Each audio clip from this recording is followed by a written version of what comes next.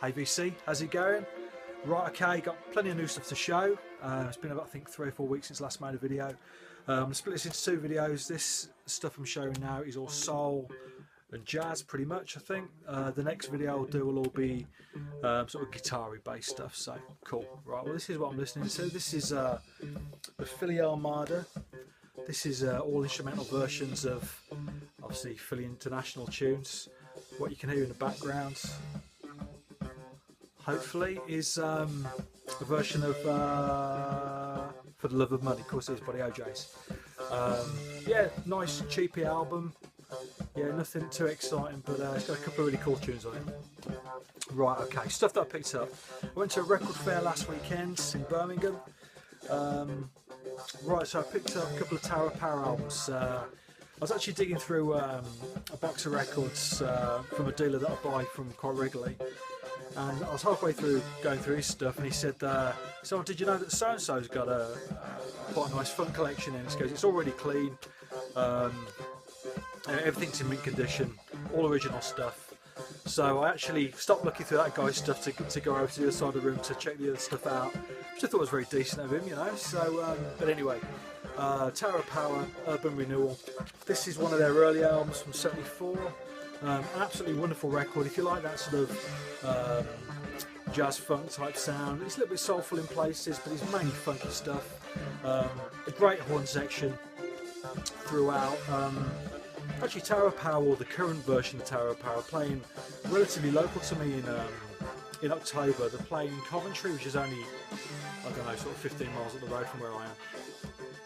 I don't think I can make it though, but yeah, they're doing a few shows in the UK, so definitely worth checking out. But this is a great album, so yeah, worth picking up. And the other Tower of Power that I picked up was In the Slot, also on Warner's. This is from '75. The other record's from '74. Nice record, not as good as the Urban Renewal album, but still a lovely copy, nice record. Right, okay. Going back a month or so now, I picked this up. This is a reggae album, sort of rocksteady in style. It's The Cables and What Kind of World. This came out in 1970. This is Studio One Jamaican pressing. I'm a little bit annoyed with myself with regards to this because somewhere that I buy records from, it was on the wall and everything's priced up apart from this one, which has got a question mark on it.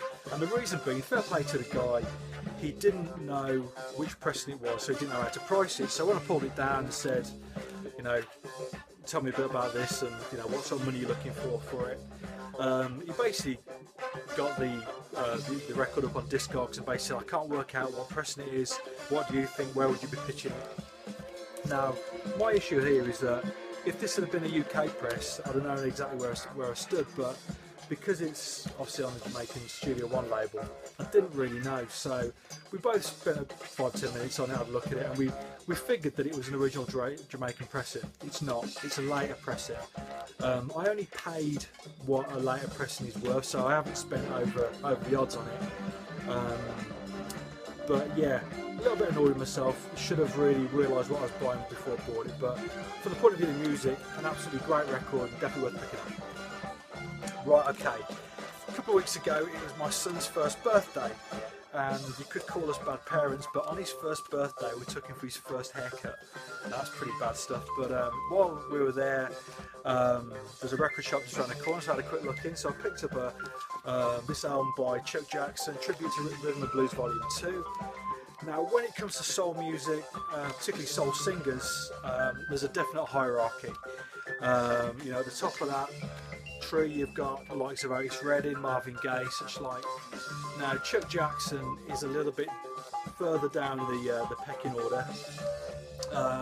He's got that sort of big, full-on, so I suppose Otis Redding type style, but he's nowhere near as good as Otis Redding, you know. So I feel a bit sorry for these sort of singers because I don't know, you know, they've got great voices, but they're just not quite there, you know. So, and also they rely on the material as well, which this is basically just full of cover versions of stuff like Get Ready by the Temptations and another version of Sunny and stuff like that. There's a nice version of Hold On I'm Coming on here, but apart from that, that's about it.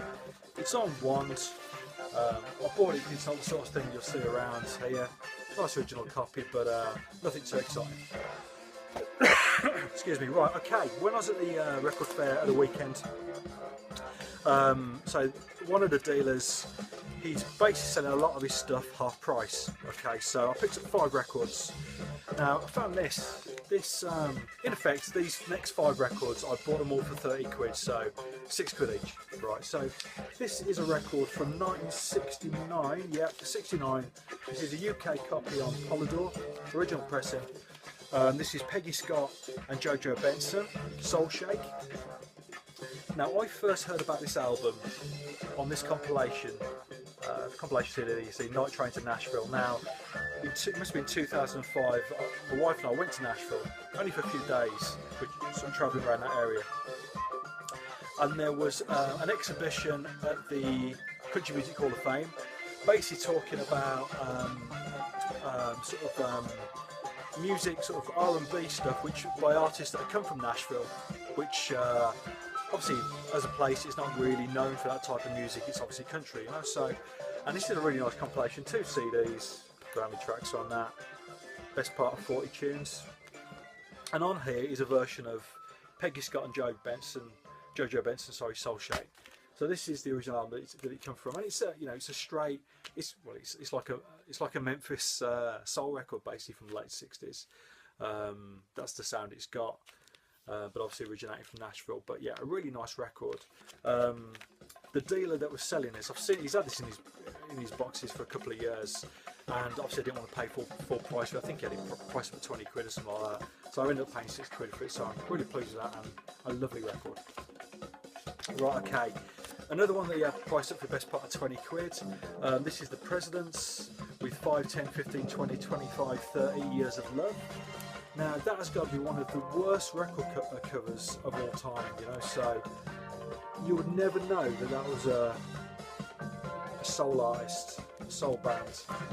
You'd never know that that album contained music by a black artist. So on the back, a nice picture of the bands, but yeah, an absolutely awful record cover. But yeah, this is basically sweet vocal soul music. So from the sort of same sort of stable as, I don't know, the Delphonics or the Unifics, that sort of thing.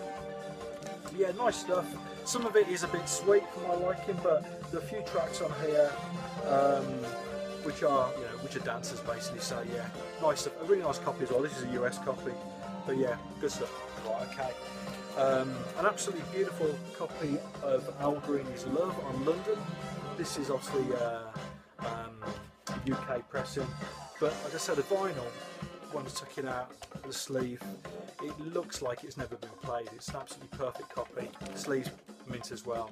This has got stuff on it like L-O-V-E, Love, yeah, so classic Al Green.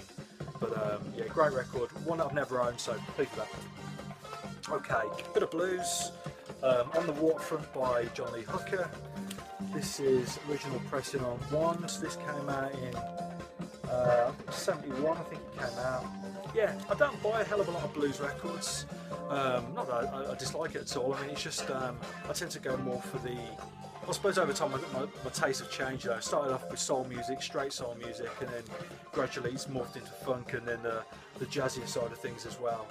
So sometimes I forget to look in the blues boxes, but yeah, this is a really nice record, and this has got some lovely horns on this record actually, which is the one thing that really jumped out at me. But yeah, a nice sort of blues full band album from John Lee Hooker from 71.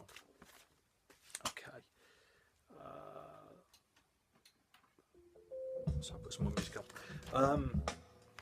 And finally, Laverne Baker, her greatest recordings. This is like a best of on Atco from 1971. Yeah, this is obviously straight R&B. Obviously had a really big voice, Laverne Baker, you know what you're getting. But yeah, some lovely stuff on here, particularly the tune Saved, which some of you will know. Great vocal on that, so, but really pleased to pick that up. Right, okay, and just a couple of quick jazz finds. McCoy Tyner on Milestone. The album's Enlightenment, it's a double live album. Now this is a really nice record, but I've got to say it's something that I'm probably never going to listen to again. I sat down and listened to all 4 sides of Vinyl one night, and at the end of it I felt absolutely knackered, just totally worn out. I mean, his style of playing is very much, you know, sort of kitchen sink. It, you know, throws everything at it. And I think for that reason it's something I'm not going to play too often, so I don't know, it's something I might flip, but yeah, I didn't pay too much for it. But yeah, so, I mean, it's a lovely record. I'm pretty sure that loads of people put comments about how good it is, but yeah, perhaps not my bag, I suppose. And finally, Charles Mingus, my favourite quintet. This is on Liberty from 1965. I'm not sure whether this has come out on a different label previously, I don't know, but this is just a nice live recording. Nothing special, but a nice live recording. The pressing, I've got to say though, is lovely. It sounds great. So yeah, I played this a few times. You know, nice stuff, but not, you know, not necessarily classic Mingus, but cool. Cheers.